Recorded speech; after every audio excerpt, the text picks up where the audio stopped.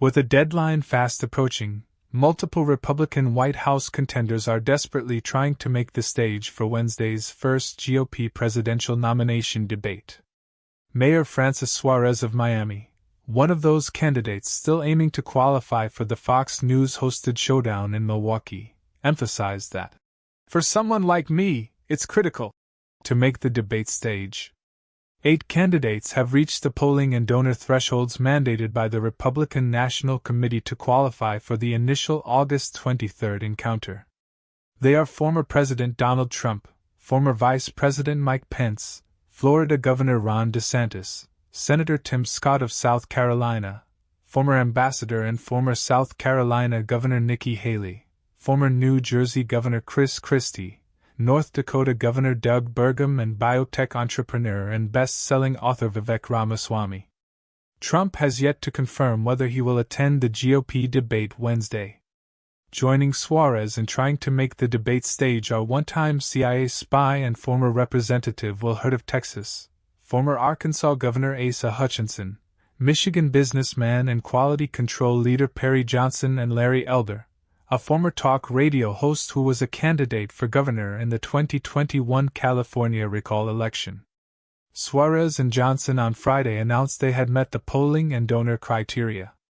Hutchinson declared on Sunday he met the thresholds to join the debate stage. However, there has been no confirmation from the RNC on them meeting the qualifications. The candidates have until 9 p.m. Eastern Time Monday night, 48 hours before the primetime debate, to reach the RNC's polling and donor thresholds and sign the pledge.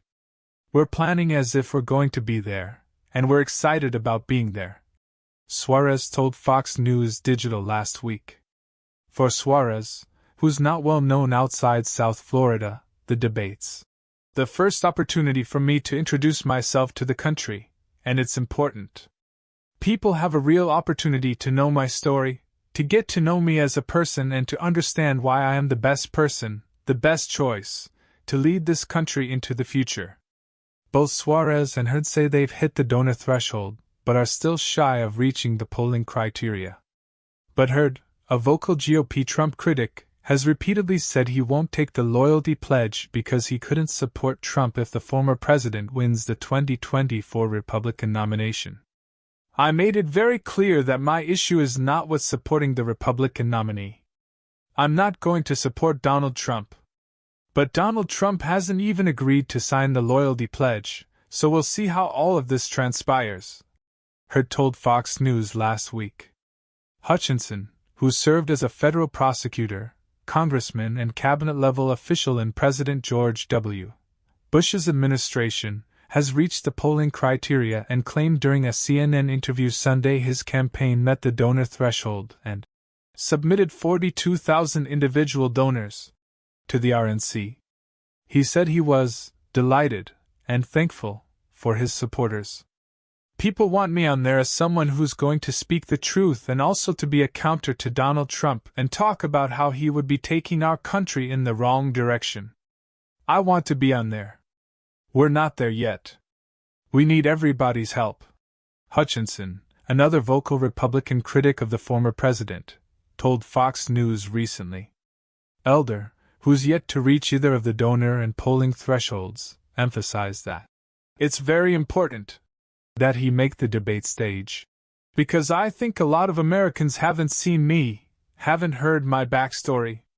Making the debate stage only gets harder going forward, as the criteria rises for the second debate, a Fox Business hosted showdown September 27 at the Ronald Reagan Presidential Library in Simi Valley, California.